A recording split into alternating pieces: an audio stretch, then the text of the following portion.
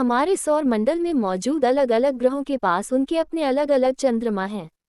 जैसे हमें जो चांद दिखता है वो धरती का अपना चांद है।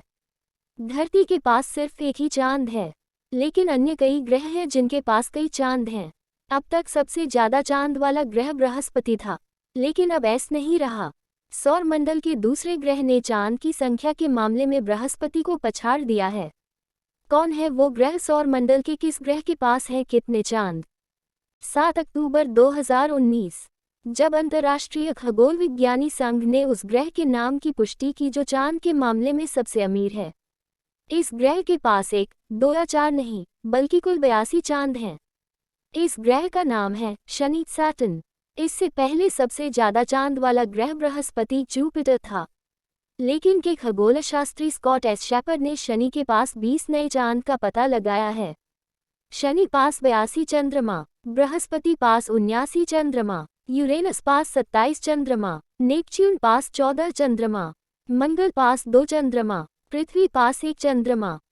आज हम आपको बताने वाले हैं ब्लैक होल के बारे में जो हमारे ब्रह्मांड में मौजूद है। Black hole. जय हो जनता जनार्दन की। और वीडियो शुरू करते हैं। ब्लैक होल एक शक्तिशाली गुरुत्वाकर्षण युक्त खगोलीय क्षेत्र होता है जिसकी गुरुत्वाकर्षण शक्ति से प्रकाश भी नहीं बच सकता।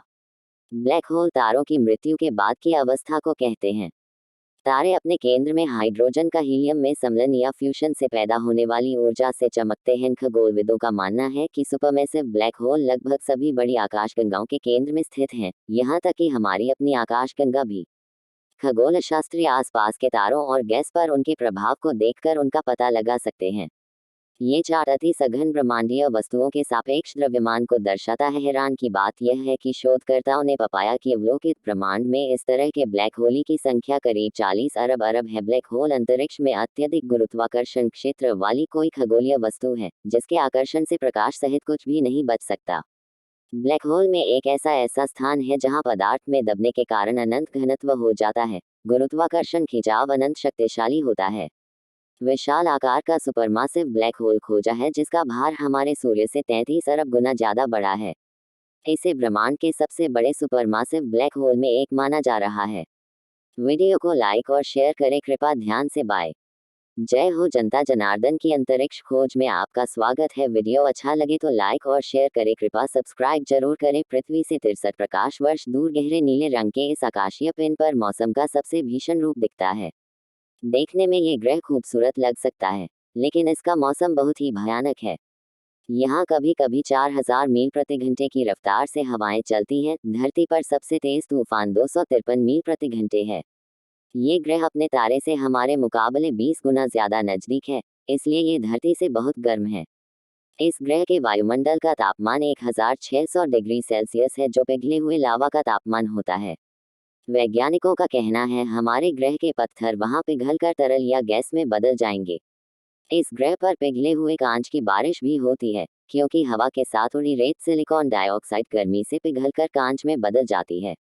लॉर्डन का कहना है कि धरती के आकार और द्रव्यमान के ग्रह भी हैं जो छोटे एम ड्वार्फ या रेड ड्वार्फ तारे की परिक्रमा करते हैं। हेलो भाई और बहनों, जानकारी अच्छी लगे तो लाइक और शेयर करें। जनता जनार्दन की जय हो। जय हिंद। वैज्ञानिकों ने ग्लीजे 436b नाम का एक ऐसा एक्सोप्लैनेट ढूंढा है जो हमारी पृथ्वी पर पढ़ाए जाने वाली फिजिक्स के नियमों को पूरी तरह गलत साबित करती है। यह एक्सोप्लैनेट आकार में हमारे सौरमंडल में मौजूद नेपच्यून के जितना ही है, लेकिन ये अपने स्टार के बहुत करीब से चक्कर काटता है, जिस वजह से इस ग्रह का तापमान 439 डिग्री सेल्सियस तक है। लेकिन हैरान करने वाली बात यह है कि यह एक्सोप्लैनेट बर्फ का बना हुआ है और विज्ञान के अनुसार इतने तापमान में बर्फ को पिघलकर तरल बन जाना चाहिए, लेकिन ग्लीजे 436b के सतह पर उबलता हुआ बर्फ मौजूद है। हालो मेरे भाई और बहना, यह जानकारी अच्छी लगे तो लाइक जरूर करें। जनता जनार्दन की जय हो। ये ग्रह हमारी पृथ्वी से 256 प्रकाश वर्ष दूर है और ये अब तक का खोजा गया अंतरिक्ष का सबसे काला ग्रह है। ये जुपिटर की तरह ही गैस से बना हुआ ग्रह है, लेकिन इसका तापमान 2700 डिग्री सेल्सियस है, जो जुपिटर की सतह से 3 गुना ज्यादा है। इस ग्रह की खास बात है कि ये अपने ऊपर पड़ने वाले किसी भी तरह के प्रकाश को बिल्कुल भी प्रतिबिंबित नहीं करता, जिस वजह से ये दिखने में कोयले से भी ज्यादा काला है, जिसे अंतरिक्ष के अंधेरे में देख पाना बहुत ही मुश्किल है। ये अब तक का खोजा गया सबसे अंधेरा प्लेनेट है। अंतरिक्ष में एलोन मस्क द्वारा भेजी गई टेस्ला रोडस्टर कार तो आपको याद ही होगी। खैर, याद नहीं भी है तो कोई बात नहीं, चलिए हम आपको याद दिला देते हैं। पिछले सप्ताह एरोस्पेस स्टार्टअप स्पेसएक्स ने फाल्कन हेवी रॉकेट के साथ टेस्ला कार को अंतरिक्ष में भेजा है, जिसे लेकर अब कुछ वैज्ञानिकों ने भविष्यवाणी की है कि यह कार लाखों साल बाद धरती या शुक्र ग्रह से टकरा सकती है। हालांकि आपको घबराने या हताश होने की जरूरत नहीं है, क्योंकि इसकी संभावना बहुत कम है।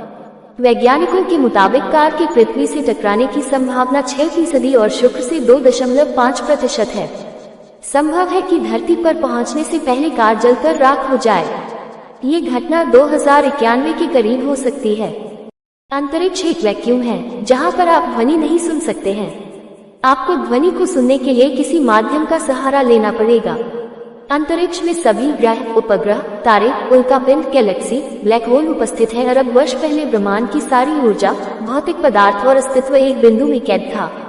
अचानक एक बहुत बड़ा विस्फोट हुआ। जिस तरह सूर्य के कारण ही सभी ग्रहों आदि का अस्तित्व है, उसी तरह संपूर्ण ब्रह्मांड का उस एक परमेश्वर के कारण ही अस्तित्व है। एक निश्चित ऊंचाई के बाद आकाश, गगनयान अब समाप्त हो जाता है, तब अंतरिक्ष की शुरुआत होती है। अंतरिक्ष में सूर्य की रोशनी जरूर होती है, लेकिन वहाँ न तो वायुमंडल है और न ही प्रकाश का हो पाता है। इसलिए हमारे आंखों को अंतरिक्ष काला दिखाई देता है। वैज्ञानिकों के मुताबिक एक अत्यंत सघन धूल और गैसों का बादल, जिसे नेब्यूला कहते हैं, अपने ही गुरुत्वाकर्षण बल के कारण जब नेब्यूला सिकुड़ने लगता है तब तारों और ग्रहों का निर्माण होता है। 13.7 अरब वर्ष पहले ब्रह्मांड की उत्पत्ति यानी बिग बैंग के तकरीबन 9 अरब वर्षों के बाद सूर्य और उसके परिवार के अन्य सदस्यों का जन्म हुआ।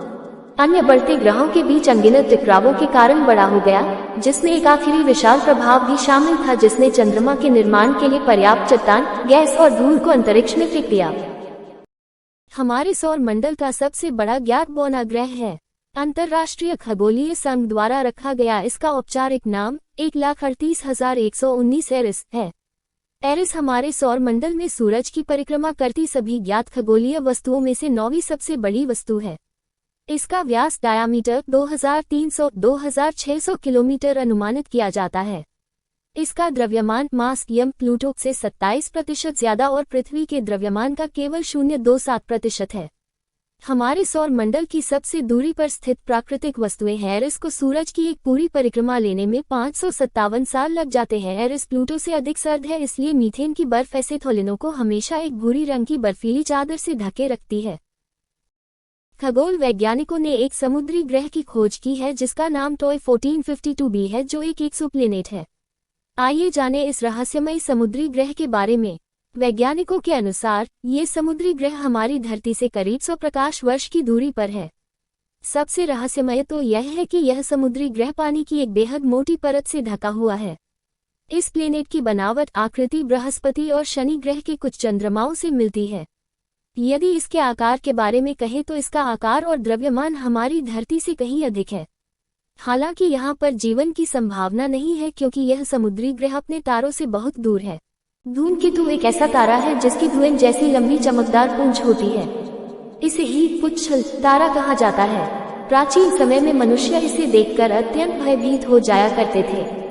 वे लोग इसको विनाश का सूचक समझते थे। इनकी पूंछ होती है जो हमेशा सूर्य से विपरीत दिशा में होती है। ये पुच्छल तारा मई के मध्य में दिखाई दे सकता है। विशेषज्ञों की माने तो ब्रह्मांड में लगभग 10,000 करोड़ आकाशगंगाएं हैं और हर आकाशगंगा में करीब 20,000 करोड़ तारे हैं।